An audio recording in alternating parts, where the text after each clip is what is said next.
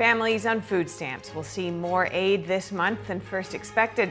New filings show SNAP benefits rising from 50 to 65% during the shutdown. Former House Speaker Nancy Pelosi will not seek re-election. A video announcement from the first female House Speaker concluding her 4-decade political career. Tesla shareholders are set to vote on a proposed pay package for Elon Musk. If approved, the tech titan could become the world's first trillionaire.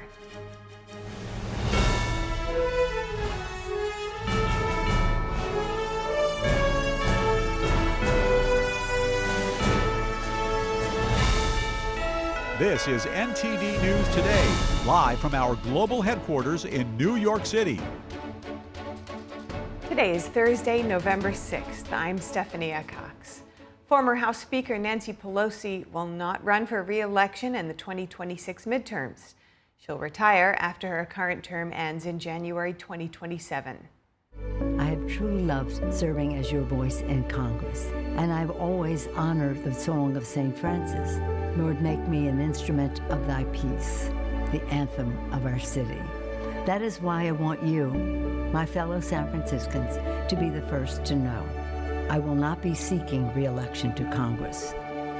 With a grateful heart, I look forward to my final year of service as your proud representative.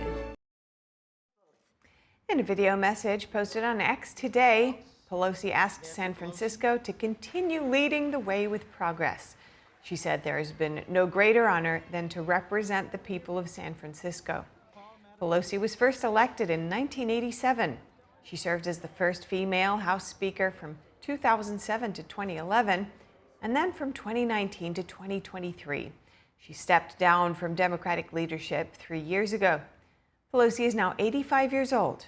During her 4-decade political career, she became an icon of the Democratic Party and one of the most powerful figures in Congress. She was also the driving force behind the 2 impeachments against President Trump. Pelosi's next steps are uncertain, but her exit will lead to a crowded Democratic primary in the midterm election next year. And next, the federal government shutdown is now the longest in U.S. history, and the impacts are spreading to the skies. The Federal Aviation Administration says it will soon begin cutting flights at major airports if no deal is reached. Here are the details on that. The Federal Aviation Administration is preparing to cut 10% of flights at 40 major U.S. airports as early as Friday if the government shutdown continues. Transportation Secretary Sean Duffy says the move is about maintaining safety in the face of staffing shortages. There'll be frustration. We are working with the airlines. They're going to work with passengers. But in the end, our sole role is to make sure that we keep this airspace as safe as possible. According to the FAA, the reductions are meant to ease pressure on air traffic controllers who have now gone more than a month without pay. But we do recognize that the controllers have been working fastidiously for the last 5 weeks with this huge burden over their head of lack of compensation. And we are starting to see some evidence that that fatigue is building in the system in ways that we feel we need to work towards relieving some of that pressure. Duffy says they have identified 40 locations where controllers are under high pressure. He did not say which airports were on the list, but the plan could affect thousands of flights across the country, from New York and Chicago to Los Angeles and Dallas. Aviation analysts say that could mean as many as 1,800 canceled flights and more than 260,000 lost seats. Major airlines are trying to assess how the cuts will affect their operations. United Airlines says long-haul international and hub-to-hub flights will continue, but smaller regional routes could be impacted. Frontier Airlines warned travelers to book a backup ticket in case of cancellations. Secretary Duffy says he knows this decision will inconvenience travelers. I'm concerned about disrupting people's travel. We're coming into a weekend, but we had to have a gut check of what is our job. Is it to make sure there's, minimal delays or minimal cancellations, or is our job to make sure we make the hard decisions to continue to keep the airspace safe?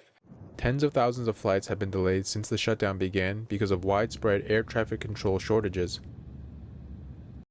Food stamp recipients will receive more aid this month than first expected. Trump administration officials said in new court filings that households in the Supplemental Nutrition Assistance Program, or SNAP, will now get up to 65% of their normal benefits in November. That's up from the 50% level the Department of Agriculture originally announced earlier this week. Officials said the change followed further analysis showing only a 35% reduction was needed to stretch the program's contingency fund. The revision comes amid a court-ordered funding plan during the ongoing government shutdown. The USDA is using $4.6 billion from that reserve to partially fund SNAP.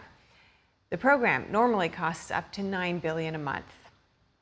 There were a lot of pink slips handed out last month. The number of U.S. layoffs announced in October rocketed upward by more than 153,000. The report comes from employer outplacement firm Challenger, Gray & Christmas. It found an increase of 175% from October last year.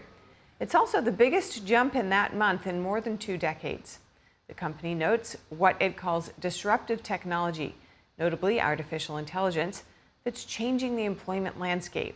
Jobs reports like this one are in the spotlight right now. That's because the government's report for September didn't get released, and there won't be one for October due to the government shutdown. And senators are working towards a bipartisan deal to fund the government and turn the lights back on. Some anticipate a deal is close to finalized. NTD's Melina Weiskup reports. The latest in the government shutdown showdown, senators are working out the details of a package that could pave the way to reopen the government. Senate Majority Leader John Thune said a mini package should be nearing completion, and that will be the vehicle to carry a short-term funding patch that could last through the end of this year or longer. A minibus refers to a package of bills meant to fund certain aspects of government operations. Now, this package could also be tied to a promised vote on Obamacare, subsidies being extended, but that may or may not make it, and the lack of a guaranteed outcome has left progressives and some Democrats dissatisfied. It's a vote. Maybe you win, maybe you lose. It goes nowhere. What is important is that we protect the health care of the American people. Chuck Schumer said it publicly and decried that Thune and I would not go in a back room with them and make a four corners agreement on Obamacare subsidies. And I said, there's no way. That it was never possible or appropriate for that to be handled on a CR on a short. Senate Democrat leadership has not endorsed this deal, but Republicans just need less than 10 Democrats to get on board with it if all Republicans support it to get it across the finish line. This ongoing debacle is an example of just how broken Congress is, said Jared Golden of Maine, the sole Democrat who voted with Republicans in the House to keep the government open. Despite the fact that Golden represents an area that Trump won 3 times, Democrats are optimistic they'll be able to hold on to a seat. The last several terms working hard on behalf of the people of Maine. He's going to finish out his term. He will be missed, and we're going to hold that seat. The self-described moderate announced that he's leaving Congress at the end of his term this year, saying that the increasing incivility and the plain nastiness in American politics led to his decision, also citing the increase in political violence and what that means for him and his family. He said that both parties have become extreme, saying of his own party, "We're allowing the most extreme pugilistic elements of our party to call the shots." Reporting from Washington, D.C., Melina Weiskup, NTD News. Thanks for that report, Melina. President Trump's tariffs were at the top of the Supreme Court's oral arguments yesterday. The justices peppered the government's Solicitor General with questions about the president's power to impose global tariffs. NTD's Arlene Richards explains both sides. The Trump administration's Solicitor General defended the president's power to impose global tariffs on Wednesday before a skeptical panel of Supreme Court justices. On April 2nd, President Trump determined that our exploding trade deficits had brought us to the brink of an economic and national security catastrophe. He further pronounced that the traffic of fentanyl and other opioids into our country has created a public health crisis, taking hundreds of thousands of American lives. President Trump has declared that these emergencies are country-killing and not sustainable, that they threaten the bedrock of our national and economic security, and that fixing them will make America a strong, financially viable, and respected country again. A handful of small businesses in 12 Democratic states have accused the president of overstepping his authority by imposing global tariffs where the law doesn't allow it. They maintain that only Congress has the power to regulate tariffs. Tariffs are taxes. They take dollars from Americans' pockets and deposit them in the U.S. Treasury. Our founders gave that taxing power to Congress alone. Yet here, the president bypassed Congress and imposed one of the largest tax increases in our lifetimes. Many doctrines explain why this is illegal, like the presumption that Congress speaks clearly when it imposes taxes and duties, and the major questions doctrine. But it comes down to common sense. It's simply implausible that in enacting IEEPA, Congress handed the president the power to overhaul the entire tariff system and the American economy in the process. The justices are concerned about the Trump administration's regulation of tariffs globally, with several justices questioning whether he properly interpreted the statute in question. Arlene Richards, NTD News. After oral arguments wrapped up, Treasury Secretary Scott Bessent posted on X praising Solicitor General John Sawyer's defense, calling it strong and persuasive. He said the administration's use of tariffs is essential to rebalancing decades of unfair trade against the U.S., adding, quote, economic security is national security. He said the plaintiffs' arguments reflected a foundational misunderstanding of the Trump administration's trade goals. And Trade Representative Jamieson Greer commented on the ongoing Supreme Court case this morning. He says some plaintiffs could get a refund if the top court rules against President Trump's tariffs. Here's Greer on Fox News earlier today. So the reciprocal tariffs that were at issue yesterday, I don't have the exact number, but it's over 100 billion, but I think it's going to be less than 200 billion or thereabouts. The court itself signaled that, what do you do in the case that the tariffs are overruled? What do you do with that money? I mean, in some situations, the plaintiffs, specific plaintiffs will get a refund. As for the rest of it, I'll hand that file to the Secretary of the Treasury. He's the one who has all that money in the General Treasury. He added that if refunds are ordered, the government would need to establish a payment process. Greer says the administration would have to work with the court to set up the details of the payments and to find out what the rights of the plaintiffs are and what rights the government has to that money. Greer added the Treasury would be responsible for any payment schedules for potential refunds. But President Donald Trump is now making an announcement at the White House. Let's take a listen. The bill was possible. Tremendous cuts, 200%, 300%, 500%, 700%, a little bit more than that. So today I'm thrilled to announce that the two world's largest pharmaceutical manufacturers, Eli Lilly and Novo Nordisk, have agreed to offer their most popular GLP-1 weight loss drug. I call it the fat drug, remember? At drastic discounts. They're very effective drugs. And so far I've never heard anything bad about them. I only hear good about them. It's pretty. Is there anything bad about them, Bob? Yeah, I haven't heard anything bad. Someday maybe it'll come out, which will notify you immediately. But so far I haven't heard that, including the drugs known as Zepbound and Wegovy, often called Ozempic. This is a triumph for American patients that will save lives and improve the health of millions and millions of Americans. Amazing thing. They are amazing. I want to thank Eli Lilly CEO David Ricks, a friend of mine. We've worked long and hard. He and I got this whole thing started in a way. And Novo Nordisk CEO Mike Dustar for joining us today. Great, talented people. They make a lot of money. I looked at the money, but they're entitled to the money because the companies are doing very well. Along with Secretary Robert F. Kennedy Jr., Secretary Howard Lutnick. Do you take any of this stuff, Howard? Not yet. Okay, good. CMS Administrator Mehmet Oz, he doesn't take it. Food and Drug Administrator Commissioner Marty McCary, and Director of Medicare Chris Klump. And we have Steve, where's Steve? Is he here? Head of Public Relations for the White House. He's taking it. The United States is just 4% of the world's population and consumes only 13% of all prescription drugs, yet pharmaceutical companies make 75% of their profits from the American customer. I would say that's not so good, right? It's not exactly great. To address this chronic unfairness, I signed an executive order earlier this year instructing my administration to do everything in our power to implement most favored nations drug pricing, something that has been helped greatly by tariffs, because when nations refuse to do it, we should have put this in the case yesterday. I just say, well, if you're not going to do it, we're going to charge you a like amount of tariffs. And they immediately say, we'll do it, which means that Americans should pay no more than the lowest price offered anywhere in the world. So that you've heard for years the disparity where you'll pay $150 for a pill in New York and you'll pay $10 for a pill in London. Now you're going to pay $20 both, because the world is a little bit bigger than the U.S., so it goes up that way. But you'll pay $20 and $20.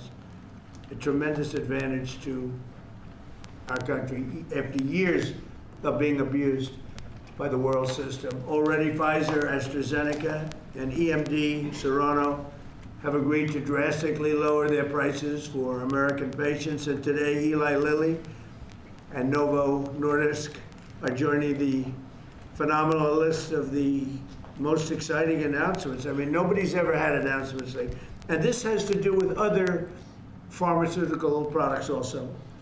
But we're covering this today because it's such a big seller. I guess it's the #1 selling thing there is today. These are two companies that behind the groundbreaking weight loss drugs that have helped millions of Americans struggling with obesity live better, longer lives, everything else. These are the two companies that really broke ground. Until now, neither of these two popular drugs have been covered by Medicare for weight loss, and they've only rarely been covered by Medicaid. They've often cost consumers more than $1,000 per month, and some a lot more than that. Americans have been spending as much as 520% more for Zepbound and 1,400% more for Wegovy than patients in Europe. Think of that. 1,400% more than a patient in Europe for the exact same box. And that ends starting today. The other countries are not happy with us. I don't think they like me too much, Bobby, but that's okay. Eli Lilly and Novo Nordisk are committing to offer Zepbound and Wegovy at most favored nations rates for American patients. This will slash the cost of Wegovy from $1,350 a month to ultimately $250 a month. $1,350 to $250. Did I do a good job? They don't write about it. You know, they like to not write these things. And reduce, you think Biden could have done this? I don't think so. And reduce the monthly cost of Zepbound from $1,080 to $346. In addition, they're both committing that future GLP-1 weight loss drugs taken orally, which are currently under development, will be sold at no more than $149 per month.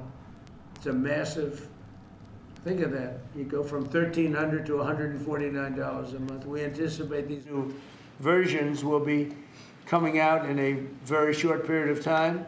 All of these drugs will be available directly to the consumer at TrumpRx.gov. Trump, they want to use my name. Trump, it better be good. TrumpRx.gov. And I think it's turning out to be pretty amazing, right? Just as significantly, Medicare and Medicaid will finally cover the cost of these weight loss drugs for millions of patients suffering from obesity. Co-pays for Medicare patients will be as low as $50. This is tremendous savings. I mean, now you're talking about from $1,350 to $50. This is tremendous news for the American seniors. And you all remember when I had 1/8 of 1% for the year. I got it 1/8, and I was so thrilled. But now we're cutting it 1,000%, 1,200%. Nobody's ever seen anything like this. Nobody else could have done it, but I say that modestly. In addition, you think it was easy dealing with these people? It wasn't. You think it was easy saying your drug, Mr. Eli Lilly, that we're selling for $1,300 is going to be sold for $250. You know, the amazing thing, the stocks all went up. I mean, these guys they're fantastic. Because it's going to equalize the world. The world's a bigger place, and it's going to equalize. I was a little surprised to see that, but I'm happy about it. In addition, Eli Lilly and Novo Nordisk have agreed to provide all of their other medications to Medicaid at most favored nations prices. Most favored nations, meaning that you will pay the lowest price anywhere in the world. That's what you're going to pay. Whereas before they paid low prices and we paid, thousands of percentile ahead more. And to sell these drugs to all consumers at deeply discounted prices via TrumpRx.com. When is TrumpRx.com opening? The site is open. It will launch in terms of giving people prices before the end of the year. Okay. Got to make sure it's successful. It's got my name on it. I don't want to be like so many others. I don't want to be like the train they're building in California, okay, which has about a 15,000% cost overrun. Or the beautiful Obama building that he's building in Chicago for the museum, which is now shuttered up and dead. They got it up and they couldn't finish. It's about, would you say, 5 years behind schedule? And about 2,000% over budget. Then he tells us how to run Medicaid. Many of the most widely used drugs will be available for 60% off or even more than that. In addition, all new medications introduced by Eli Lilly and Novo Nordisk to the American market will be sold at the heavily reduced most favored nations price. Most favored nations price, that's the best, because they have been thousands of percent lower than what we were selling in many cases. Furthermore, Eli Lilly is investing $27 billion. That's all? And Novo Nordisk will invest $10 billion. That's all? That's peanuts.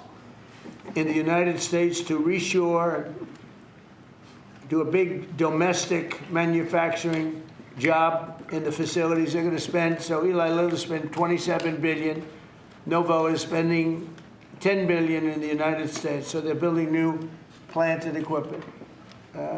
That's part of what will be $20 or $21 trillion this year. There's never been anything like it. I know nobody talks about it, but there's never been anything like, I would say, you would say that there's never been anything like this ever, whether it's China or Europe, or you could take all of Europe, there's never been anything like this. So we're already past 17 trillion. We're going to be, I think by the time the year closes out, we'll have investments of over $21 trillion based on the way we're going. And by the way, tariffs are very important. Without tariffs, perhaps it could be a little bit different, to put it mildly. Tariffs are so important.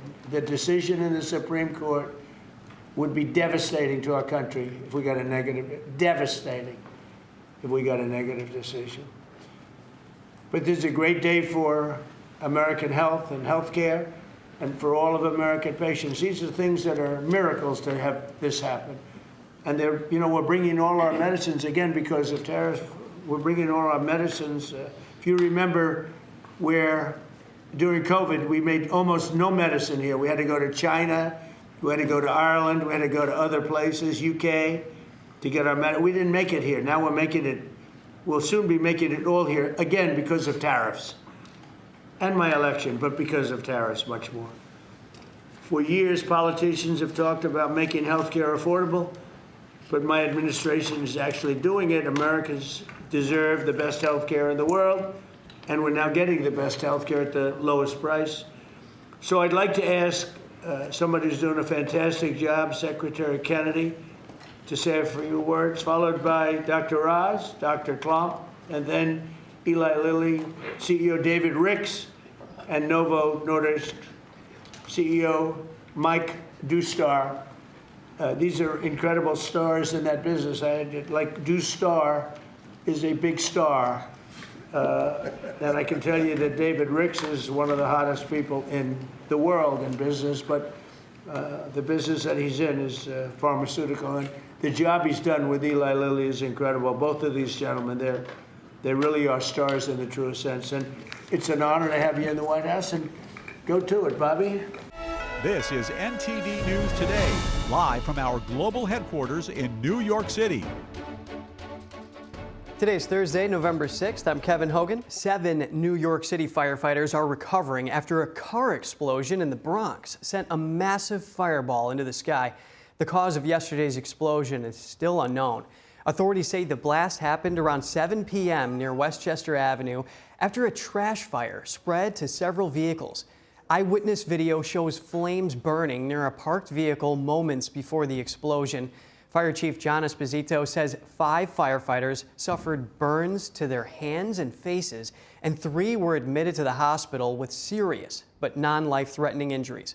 Esposito says the firefighters are awake, alert, and speaking, but have severe burns. And the death toll from a plane crash in Louisville, Kentucky has risen to 12, including a child. Federal officials are investigating after a UPS cargo plane crashed on takeoff from Muhammad Ali International Airport on Tuesday. Governor Andy Beshear says the child who died was shopping with a parent at one of the businesses destroyed in the crash. Investigators say the plane lost its left engine during takeoff before crashing into nearby buildings. A massive fireball ignited on impact, setting off explosions and burning through nearly half a mile of industrial property. The National Transportation Safety Board says both black boxes have been recovered, and a team of investigators will spend the week on site. Governor Beshear toured the crash site yesterday along with Louisville Mayor Craig Greenberg and U.S. Congressman Morgan McGarvey. Mayor Greenberg said what they saw was devastating beyond words. And an explosion at a chemical plant in Yazoo City, Mississippi has caused a major ammonia leak and forced residents nearby to evacuate. Governor Tate Reeves says state and local agencies are working together to contain the leak at the CF Industries plant, a hydrogen and nitrogen product manufacturer. Reeves says early reports suggest the leak followed the explosion, and so far, no deaths or injuries have been reported. The company says all employees and contractors have been safely accounted for. State officials say air monitoring is underway to ensure public safety. Witnesses reported hearing a loud boom and seeing a yellowish plume of smoke rising over the facility. Federal authorities say they've made new arrests tied to an alleged ISIS-inspired Halloween terror plot in Detroit. According to officials, quick coordination between agencies may have stopped the potential attack before it happened.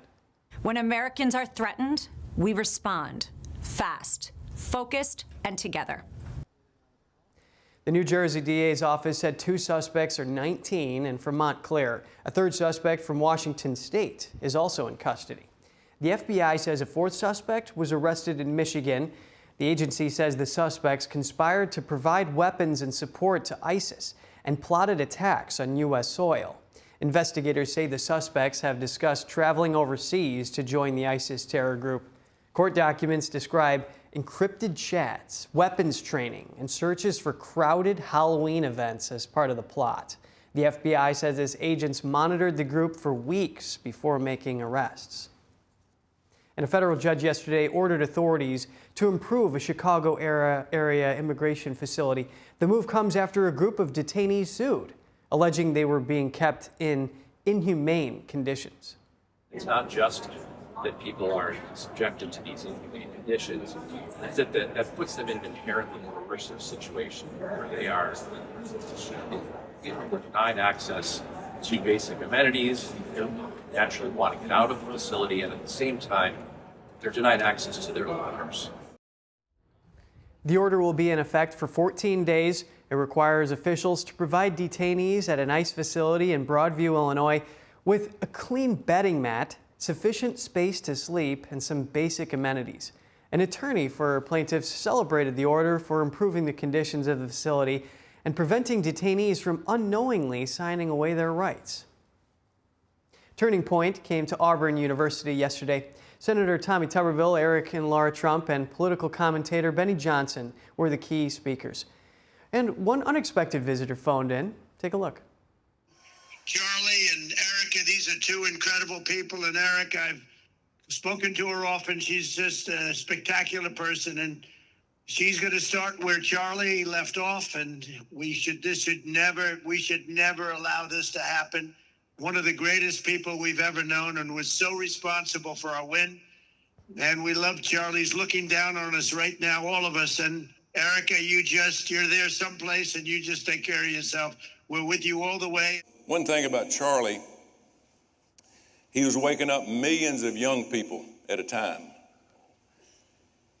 He was waking them up because he was telling the truth. And you know what? He lost his life for it. He lost his life because he was telling the truth. He was never afraid of it. What is America? America, as defined by our founders, is life, liberty, and the pursuit of happiness. And you are the ones who embody all of those things. Neville Arena was packed with people waving flags and cheering Charlie Kirk as the speakers took the stage. The event aimed at rallying young conservatives around themes of free speech, faith, and family values. Organizers described the event as a tribute to Turning Point USA founder Charlie Kirk and his ongoing mission to energize the next generation of conservative leaders. Eric and Laura Trump discussed their family life, faith, and the challenges of today's political landscape.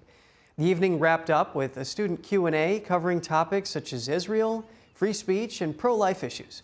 Many in attendance said they left inspired to carry on the message of civic engagement and conservative activism shared throughout the night. And Tesla shareholders will vote today on a proposed pay package for Elon Musk that could potentially make him the world's first trillionaire. The 2025 CEO Performance Award would give Musk up to 423 million shares of Tesla stock over the next decade. The full value of the potential stock grant is estimated at nearly $1 trillion. However, Tesla must reach a market capitalization of $8.5 trillion within the next 10 years for Musk to receive the full package. In September, members of the board warned Tesla shareholders that Musk may pursue other interests if the pay package is not approved. Operational targets include delivering 20 million vehicles over 10 years, securing 10 million full self-driving subscriptions, and operating 1 million robo-taxis, among others. Now, the latest on the Trump administration's efforts to combat illegal drug trafficking by striking drug vessels off South America. Secretary of State Marco Rubio briefed lawmakers on Capitol Hill yesterday, sparking mixed reactions. Some say the strikes are saving American lives. Others say the tactics are too harsh and not transparent. NTD's Washington correspondent Jack Bradley has the details. Secretary of State Marco Rubio briefing lawmakers behind closed doors on Wednesday about the recent drug boat strikes off the coast of Venezuela in the Caribbean and off the coast of Colombia in the Pacific. Now, this briefing was to leaders from both chambers of Congress and both parties. There's been a mixed bag of reactions from lawmakers coming out of the briefing saying that the Trump administration needs congressional approval for these strikes, while others say that the administration is saving Americans' lives. The president really ought to be congratulated for saving the lives of young American people. He should be thanked by the many parents who won't even know that they won't have to bury kids prematurely. They're doing good work. They're doing it lawfully. But the notion on the kinetic strikes without actually interdicting and demonstrating to the American public that these are carrying drugs and they're full of bad guys, I think is a huge mistake, and I think it undermines the confidence in the administration's actions. The strikes target illegal drug traffickers bound for the U.S., and there have been several over the past few months, killing dozens of narco-terrorists on board. Earlier this year, the Trump administration doubled the reward for information leading to the arrest of Venezuelan leader Nicolas Maduro to $50 million. They accused Maduro of organizing cartels to traffic drugs like fentanyl into the U.S. Meanwhile, Maduro is feeling the heat. The Washington Post is reporting that Maduro is contacting the Chinese Communist Party, Russia, as well as Iran, their regimes there, for military support in the form of equipment and closer military-to-military cooperation. NTD was unable to independently verify this, but last month, the U.S. sent its best aircraft carrier to the Caribbean near Venezuela. That's the USS Gerald R. Ford, which was moved away from the Mediterranean to the Caribbean, giving a clear signal about the Trump administration's priorities. President Trump says that the CIA is currently doing covert operations within Venezuela, though at this time there's currently no plans for land strikes on the South American country. Reporting from Washington, D.C., Jack Bradley, NTD News. Several senators are planning a vote today on a bipartisan war powers resolution. It would block U.S. military engagement within or against Venezuela unless that action has been authorized by Congress. This comes after reports that President Trump is considering land strikes inside the country, although Trump recently denied the intention to strike. In a press release, Senator Tim Kaine said there is, quote, no authorization for the use of military force that gives President Trump the authority to launch military strikes in Venezuela. And Homeland Security Secretary Kristi Noem met today with Ecuadorian President Daniel Noboa. The pair discussed opening U.S. military bases in the ports of Manta and Salinas. When you have a problem that is not just Ecuador's problem, but the whole world's problem, it makes perfect sense to cooperate and face this threat together. When crime knows no borders, the strategies to combat it should not know borders either. Noem was shown facilities that could host U.S. forces. A referendum is set to take place in November for people in Ecuador to decide on establishing the foreign military bases. Other referendum items include reducing the number of assembly members and eliminating the obligation to finance political parties. And President Trump will host the leaders of 5 Central Asian nations today at the White House. His administration seeks to gain influence in a region long dominated by Russia and increasingly courted by China. The talks take place amid intensifying competition for Central Asia's vast mineral resources. Western nations are seeking to diversify supply chains away from Moscow and Beijing. The U.S. is pursuing new partnerships to secure critical minerals, energy supplies, and overland trade routes that circumvent its geopolitical rivals. Launched in 2015, the so-called C5+1 platform brings together the United States and the 5 Central Asian states, including Kazakhstan, Turkmenistan, and Uzbekistan, to advance cooperation on economic, energy, and security issues. Their leaders will also attend a dinner with Trump at the White House this evening. And new concerns about China's reach in suppressing unfavorable media coverage. The Epoch Times and NTD, 2 American media companies known for exposing human rights abuses by the Chinese Communist Party, were recently denied access to key Asia Summit events. NTD's Daniel Monahan has more on the incident, which happened at the recent ASEAN and APEC summits. An Epoch Times reporter traveling with the White House encountered repeated roadblocks in accessing key press events in Asia, the latest in a pattern of interference linked to communist authorities in Beijing. Epoch Times is NTD's sister media. Both companies were ultimately denied entry to the ASEAN and APEC summits. They were the only outlets denied access despite having received pre-approved press credentials. This occurred after a series of twists and turns involving communications discrepancies, unlikely tech glitches, failed promises of press credentials, sudden reversal of statements, and passing the buck. Epoch Times editor-in-chief Jasper Fokkert said in a statement, "The Chinese Communist Party is an enemy to freedom of the press." He called it deeply concerning that the regime could influence international bodies like the United Nations and ASEAN to block access for what is now America's 4th largest newspaper. Headquartered in New York, the Epoch Times has long been a target of the Chinese regime, from threats and intimidation of advertisers to physical obstruction of reporters. In 2000, its first journalists in China were arrested, with several sentenced to a decade in prison. More recently, UN officials barred its reporters from entry in September. The campaign has intensified. Hackers impersonating Epoch Times staff have threatened U.S. agencies. The paper has received bomb threats, and an envelope containing white powder arrived at its headquarters in October. Travis Gilmore, White House correspondent for the Epoch Times, arrived in Malaysia 2 days before President Trump joined the ASEAN summit. Gilmore had pre-approved media credentials. However, when embassy and White House staff went to retrieve the credentials for media personnel, ASEAN officials informed them that Gilmore's profile needed updating.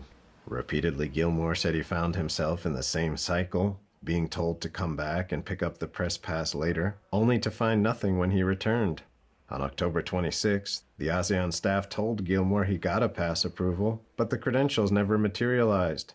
Mariotsu and Chen Lei, White House correspondent and videographer for NTD, faced a similar situation when they arrived at their hotel in South Korea ahead of the APEC summit.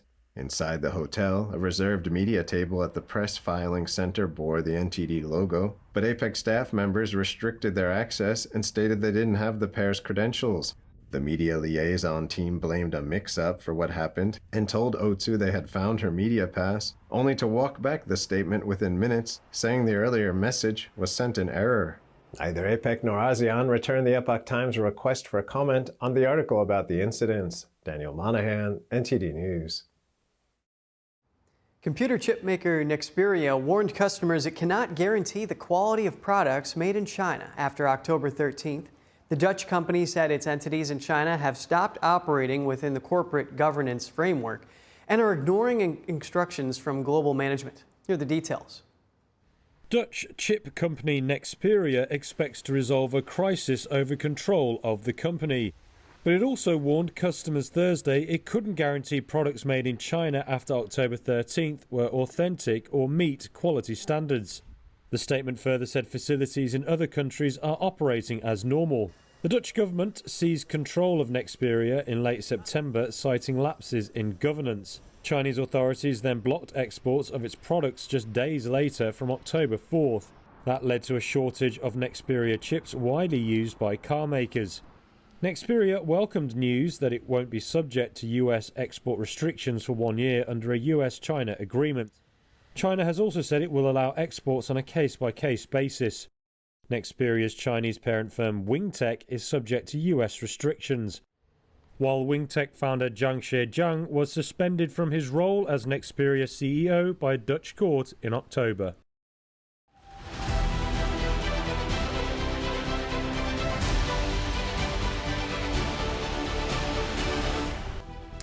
I'm Kevin Hogan, and this is World Watch. Japan and the United States will work to co-develop rare earth mining around the waters of Marcus Island in the Western Pacific. Rare earth minerals are crucial for manufacturing modern technologies in everything from cars to fighter jets. Japanese Prime Minister Sanae Takaishi said the partnership was a main topic discussed during her Tokyo meeting with President Donald Trump last week. During Trump's visit, the two nations signed a framework for securing rare earth supplies to counter Communist China's dominance in the supply chain. In 2018, a Japanese research team discovered an estimated 16 million tons worth of rare earth oxides within Japan's exclusive economic zone near Marcus Island. And now to South Korea, where officials say a large structure at a power station collapsed today, trapping several people. 4 others were pulled from the rubble. Workers were in the process of taking down parts of the structure, a decommissioned boiler tower built in 1981. They were preparing it for demolition in about 10 days when the incident occurred. And the United States hopes a new deal to explore natural gas off Greece can help wean Europe off Russian gas. Top U.S. officials discussed the agreement in Athens today. Fortunately, in the United States, we have an amazing abundance of natural gas. I think we have a tremendous opportunity right now to displace all of the Russian gas, all of it, every last molecule out of Western Europe. And the announcement that's being signed today is so exciting. Greece taking their own natural resources, developing them. When we have energy security, you have national security. And there's been no place that's been more racked by the lack of that than Eastern Europe. The dependence on an adversarial supplier that is able to wage war and conflict in Eastern Europe. ExxonMobil has signed a deal to explore for natural gas off the coast of Greece that increases the U.S. presence in the eastern Mediterranean. The United States wants to provide a larger share of Europe's energy mix via liquefied natural gas. This comes as the European Union seeks to phase out Russian gas imports in the coming years.